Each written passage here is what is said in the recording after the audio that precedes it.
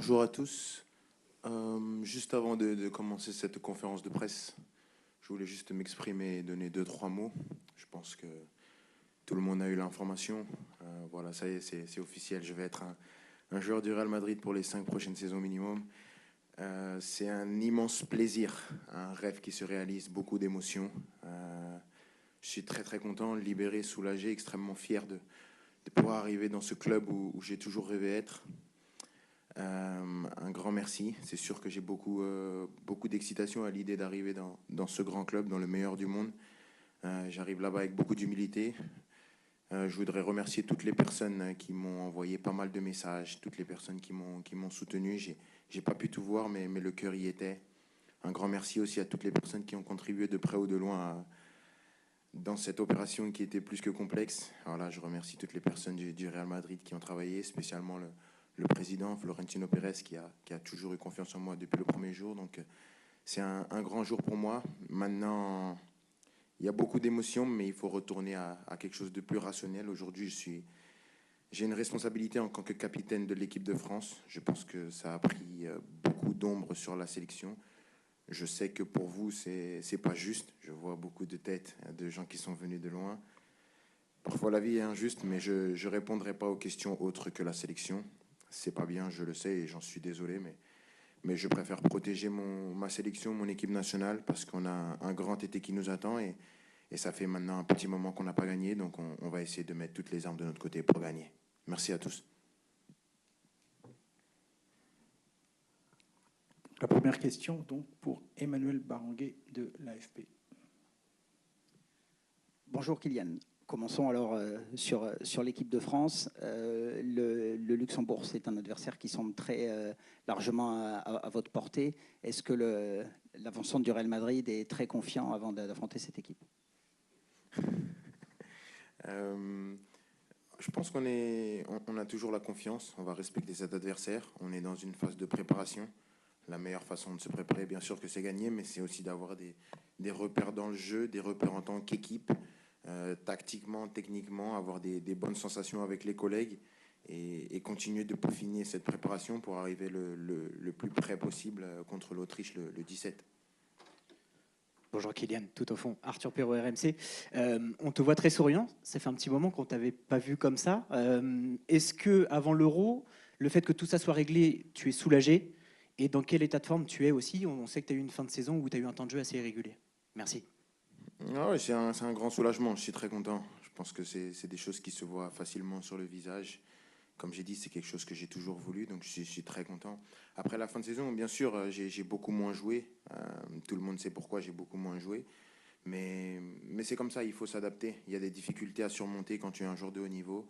Et ce ne sera absolument pas une excuse pour ma compétition. J'ai du moment, on a beaucoup bossé physiquement avec le coach, avec le groupe. Donc j'essaie de retrouver la meilleure forme possible. Et mon objectif est d'aider l'équipe de France à aller le plus loin possible dans cet Euro et bien sûr essayer de rentrer avec la coupe à la maison.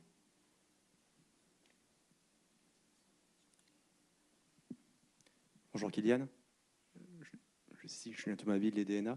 Oui, pour revenir aussi sur le côté soulagement, est-ce que ça peut avoir un impact dans ton jeu aussi d'être libéré psychologiquement? Est-ce que c'est la meilleure formule aussi pour que tu puisses te donner sur le terrain? Je pense qu'un homme heureux a plus de chances de bien jouer qu'un homme malheureux. Maintenant, il n'y a aucune excuse pour toutes les performances que j'ai eues ou que je vais avoir. C'est juste un sentiment. C'est sûr qu'aujourd'hui, je suis très content. Maintenant, c'est pas parce que je souris que ça va faire gagner des matchs, hein. Il y a un boulot à faire. Toute l'équipe, on doit se préparer, moi le premier. Mais bien sûr que voilà, j'apporte ces matchs sereinement avec bonne humeur et enthousiasme. Bonjour Kylian, Jérémy Moreau pour M6. Justement, maintenant que le transfert est fait, comment tu le sens cet Euro? J'ai toujours senti de la même façon. C'est une compétition qui est très compliquée. Pour moi, plus compliquée qu'une Coupe du Monde. Même si une Coupe du Monde, il y a tellement de pression que l'enjeu prend beaucoup le dessus. C'est difficile de répondre présent du niveau, mais si on parle de niveau, c'est difficile parce que toutes les équipes se connaissent. On a l'habitude de se jouer tout le temps, donc tactiquement, c'est un football qui se ressemble. C'est très très difficile. Dès les phases de poule, c'est très très difficile. On voit notre poule, on joue l'Autriche, une équipe très surprenante. On a les Pays-Bas, une très bonne équipe. La Pologne, une équipe qu'on avait joué en huitième de finale à la Coupe du Monde, mais qui s'est qualifiée de justesse au barrage. Ça prouve la complexité de la compétition. Donc c'est une compétition qu'on n'a pas gagnée depuis longtemps. 24 ans, c'est énorme pour un pays comme le nôtre. Maintenant, on ne se met pas de pression supplémentaire. Comme j'ai dit, l'objectif, c'est d'arriver prêt dans cette compétition. Donc on continue de se préparer et d'être dans la meilleure forme possible pour arriver à performer déjà aux phases de poule. C'est la première compétition. Bonjour Kylian, Dominique Sévrac, Le Parisien. Quel bilan tu fais de ta saison au-delà des stats, les buts, les passes D? Comment tu t'es trouvé cette saison? Je pense que j'ai attaqué cette saison avec une ambition différente, un jugement différent sur ce que je fais, une exigence différente, parce que j'ai toujours pensé que j'allais jamais jouer. Donc à partir du moment où j'ai juste foulé la pelouse, pour moi c'était une saison réussie. Mais c'est sûr que cette saison, si on prend en comparaison avec toutes les saisons que j'ai pu donner, toutes les saisons que vous avez pu voir, je pense qu'il y a eu des mieux que celle-ci. Mais je pense que celle-ci, ça a été la plus difficile à jouer. Et la jouer comme je l'ai joué, je peux que être fier, et je suis beaucoup plus fier de cette année-là, même si on parle vraiment que techniquement, en termes de performance, elle est peut-être un peu moins bonne dans mes standards à moi, mais quand je sais tout ce que j'ai dû traverser pour jouer, tout ce que j'ai dû subir tout au long de l'année, je pense que c'est la meilleure saison de ma carrière. Bonjour, Nicolas Le Gardien de Sud-Ouest. Qu'est-ce qui différencie ce que te demande Didier Deschamps en équipe de France et ce que pouvait te demander Luis Enrique avec le PSG cette fin de saison? C'est deux philosophies complètement différentes, deux visions du football complètement différentes. Mais c'est deux très bons entraîneurs qui contribuent au fait d'élargir ma palette en tant que joueur, parce que c'est deux personnes qui ont gagné, deux champions. Avec Luis Enrique, c'est beaucoup plus un football de possession, c'est beaucoup plus un football qui est contrôlé. Il aime avoir le contrôle dans tout ce qu'il fait. Il aime que tu rentres sur le terrain et que tu saches à quand donner le ballon, où aller, quoi faire. C'est vraiment son obsession. Et donc c'est une vision de voir le foot qui est totalement louable. Avec le coach, c'est autre chose. C'est vraiment quelqu'un qui est rigoureux tactiquement, mais qui vous laisse une liberté au niveau offensif.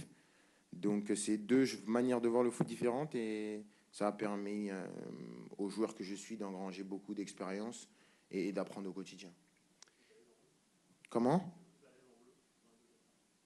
Non. J'étais bien à l'aise avec le coach Enrique aussi. Comme je dis, c'est deux footballs différents. Donc c'est une adaptation différente, c'est une approche du jeu qui est différente. Parce que, par exemple, le coach Luis Enrique, sa priorité c'est d'avoir le ballon. Lui dit qu'il n'y a qu'un ballon. Donc si tu l'as, c'est la meilleure manière de défendre. Ou le coach, Didier Deschamps, lui, il a une philosophie qui est que ne pas avoir le ballon, c'est pas un problème. Mais il y a des choses à faire quand tu n'as pas le ballon, un bloc à avoir, une hauteur de bloc, des choses qui sont différentes. Pour Luis Enrique, c'est des choses qui ne lui parlent pas. Lui, sa priorité d'abord, c'est d'avoir le ballon. Pour le coach Deschamps, c'est un coach qui s'adapte beaucoup plus à la situation. Et on en revient aussi à un débat qui est plus large, qui est cette différence entre le football de club et de sélection. Au football de club, tu as beaucoup plus de temps d'élargir et de peaufiner ton style à toi. En équipe de France et en sélection en général, si vous regardez, on regarde un peu dans l'historique, ou vous regardez les autres équipes, c'est plus des tactiques où on s'adapte, il y a moins de pattes, parce qu'il y a moins le temps. Il y a moins le temps d'avoir cette empreinte sur les joueurs, donc c'est complètement différent. Bonjour, Kylian Nicolas Paillard, au niveau des caméras pour InfoSport Plus et Canal+. Où ça? Là, juste en face de vous, Ah, en pardon. rose. Est-ce que c'est un nouveau capitaine de l'équipe de France finalement qui est présente devant nous avec cette page qui se tourne, avec la volonté de briller en bleu et avec votre nouveau club? J'ai toujours eu la volonté de briller en bleu. Un nouveau, je pense pas. J'ai toujours essayé de faire du mieux possible en sélection. Et ça va continuer comme ça. J'aurai pas plus d'envie, j'en aurai pas moins, parce que je pense que quand je viens en sélection, mon envie elle est au maximum. J'essaie de tout donner pour ce maillot, pour ce coq, avec mes réussites et mes échecs, avec les réussites de l'équipe et les échecs de l'équipe, mais j'ai toujours eu cette fierté et cette ambition de tout donner et d'essayer de marquer l'histoire du football français. Bonjour Kylian, Baptiste Dureux pour RTL. C'est ta 4e grande compétition avec les Bleus. Tu as connu des succès 2018, 2022, même si c'est très difficile, mais les Bleus se tournaient en finale. Un Euro un peu plus compliqué. Quelle est la principale chose que tu as apprise sur ces 3 compétitions et dont tu vas te servir par exemple pour cet Euro à venir? Merci. Euh, c'est une question qui est à la fois, qui est un peu difficile parce que en 2018, j'ai pas appris. Je suis arrivé et j'ai gagné tout de suite. Donc, tu apprends pas quand tu gagnes. C'est la vérité. J'ai pris une baffe à l'Euro avec une compétition ratée. J'ai eu beaucoup plus d'apprentissage, c'est sûr.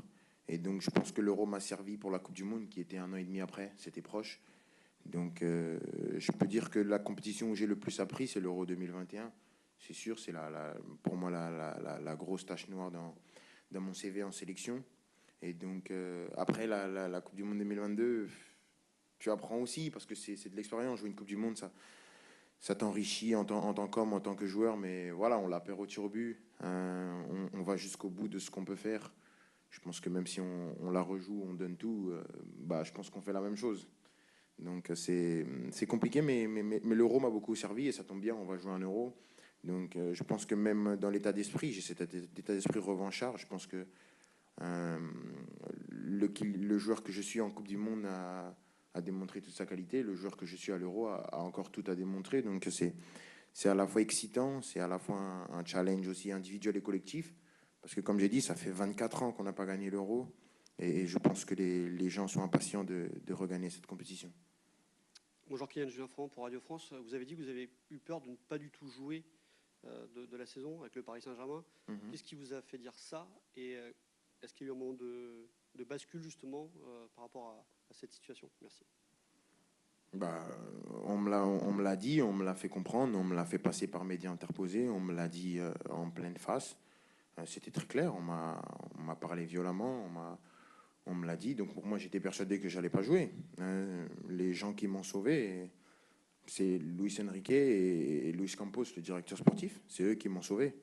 Ça, c'est la vérité. Sans eux, j'aurais jamais remis un pied sur le terrain. Et la vérité, elle est strictement là. C'est pour ça que j'ai toujours eu cette reconnaissance par rapport au coach, par rapport au directeur sportif. Et donc, c'est pour ça que mon ambition cette année-là était différente. Et j'entends toutes les critiques parce que je pense qu'être la meilleure personne qui comprend le mieux mes performances et qui les analyse le mieux. Donc, j'ai aucun problème à venir baisser la garde ici et dire que c'était peut-être un peu moins haut dans mes standards. C'est sûr que comparé à d'autres joueurs, c'est toujours élevé, mais quand on compare à mes standards et à ce que je suis capable de faire, c'est un peu moins bon. Mais comme je l'ai dit, par rapport à tout ce que j'ai vécu, juste jouer et au-delà de l'empreinte statistique, même jouer, venir répéter les matchs, toujours essayer d'être là pour mon équipe, gagner des trophées, ça a été ma plus grande fierté. Mais c'est sûr que l'année prochaine, je ne me contenterai pas d'une année comme ça, c'est sûr. Bonjour Kylian, ici Loïc Tanzi pour l'équipe. Vous dites qu'un homme heureux a plus de chances d'être performant qu'un homme malheureux. Ça veut dire que vous étiez malheureux cette saison? Et si oui, pourquoi? Au PSG, j'étais pas malheureux. Au PSG, j'étais pas malheureux parce que ce serait cracher dans la soupe de dire qu'au PSG, j'étais malheureux. Et ce serait cracher au visage de tous ces gens qui m'ont défendu, qui m'ont accompagné. Donc au PSG, j'ai toujours été heureux. Mais c'est sûr qu'il y a des choses qui me rendaient malheureux. Et un joueur comme moi, avec cette envergure-là, ne peut pas montrer quand il est malheureux. Parce que j'étais un leader dans cette équipe, j'étais quelqu'un que les gens suivaient. Donc, si le gars que tu suis est malheureux et traîne son spleen, c'est compliqué à suivre. On ne suit pas un gars comme ça.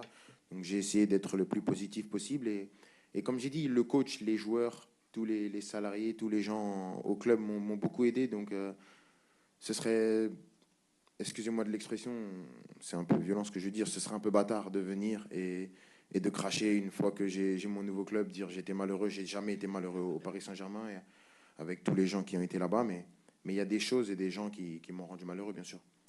Et on va prendre une dernière question avec Xavier Giraudot de Canal+. Et Kylian, même question. Comment on fait pour ne pas craquer dans un tel contexte, pour ne pas prendre la parole? Et plus positivement, de tous les messages que vous avez reçus, si vous pouvez nous le dire, quel est celui qui vous a le plus touché depuis hier? Répétez la question, j'ai pas bien entendu. J'ai pas bien compris, désolé. Donc, comment on fait pour ne pas craquer dans un tel contexte, lorsqu'on a envie de parler, de prouver qu'il y a la pression, qu'on ne joue pas, ou plus, ou pas trop, ou pas assez? Parce qu'il y a énormément de pression, c'est sûr. Mais il y a plus grave dans la vie. Hein. C'est du football, ça reste du football. J'ai toujours eu cette éducation de jamais venir ici pleurer. Je suis payé, très grassement payé pour jouer au football, faire ce que j'aime le plus au monde.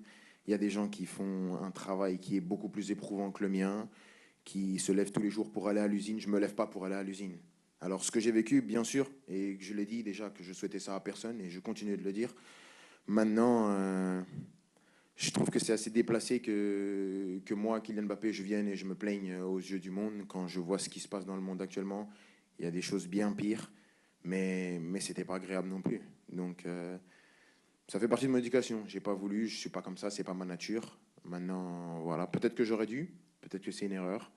Si vous pensez que c'était une erreur, je l'assume complètement, mais c'est comme ça, c'est moi et je pense que je vais pas changer. Après les messages, j'ai pas pu tout voir, mais j'ai vu Marqué. enlever un, ce serait dénigrer les autres. Et chacun a pris simplement prendre la peine de penser à moi.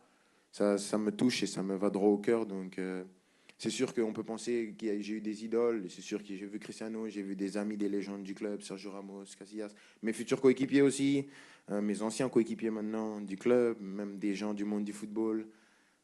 Tout le monde, ça fait, même mes anciens clubs, j'ai vu un petit peu, ça fait vraiment plaisir et ça contribue à mon épanouissement aujourd'hui avec la banane que j'aime. Mais voilà, merci à eux tous et voilà, j'espère être à la hauteur de tout ça. Merci Kylian. On va enchaîner avec Merci beaucoup. Didier Bonne journée. Au revoir.